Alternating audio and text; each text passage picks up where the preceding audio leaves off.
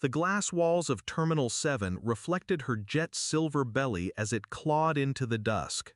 She waved from the cabin door, 2 fingers, a smirk, before sealing herself back inside the pressurized world where she ruled.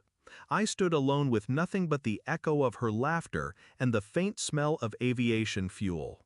No driver, no apology, only her final text, "Enjoy economy, darling." I counted my breaths, 4 in, hold, 4 out, until the burn behind my eyes cooled to frost. Then I walked, not toward the exit, but deeper into departures. A one-way to Paris left in 37 minutes. Window seat. Perfect.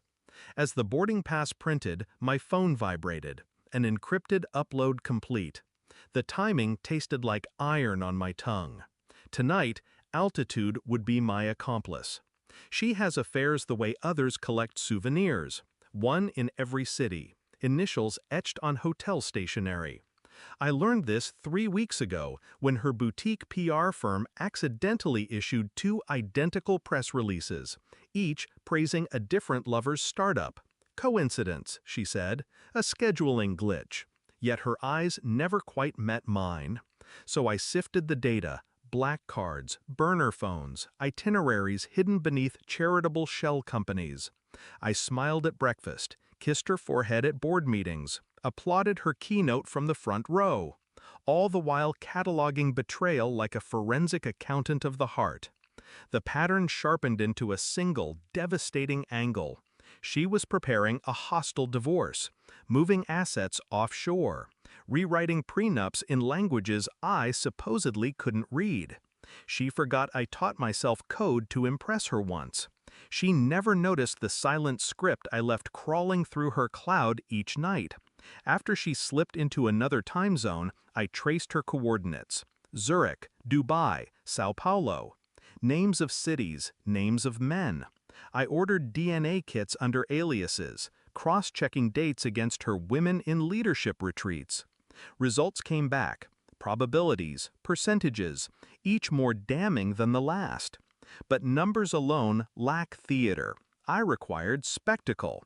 2 hours before she ditched me at JFK, my script finished compiling her empire skeleton. Shell accounts, falsified ESG reports, undeclared gifts to regulators. One keystroke split the archive, half to the Financial Crimes Bureau in France, half to every major business outlet scheduled to break embargo at 1800 CET. A timer, an elegant guillotine. She laughed as she boarded, believing humiliation was mine. I boarded, believing gravity was hers. 36,000 feet, cabin lights dimmed blue, Wi-Fi connected. Her name lit my inbox, subject line, empty. I opened the live security feed instead, her jet's cabin camera. She read the email, titled Whistleblower Dossier, Vantage Corp Misconduct, while champagne trembled in her glass. Lip color drained. Her CFO, seated across the aisle, grabbed the armrest like turbulence. No words, only widening eyes. I watched her mouth form my name. She finally understood the altitude from which I'd strike. I typed one line into the feed's chat overlay. Enjoy the economy, darling. She flinched as if the cabin dropped. Behind her, a flight attendant glanced, confused at the sudden hush. Her CFO pulled out a satellite phone. Reception failed. Signals jammed by the same patch I'd embedded in their comms last night. She tried replying, but the message bounced. Read only. Her empire was now a museum piece behind glass. Everyone could see, no one could edit.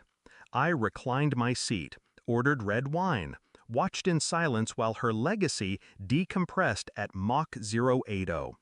Charles de Gaulle materialized beneath pale dawn.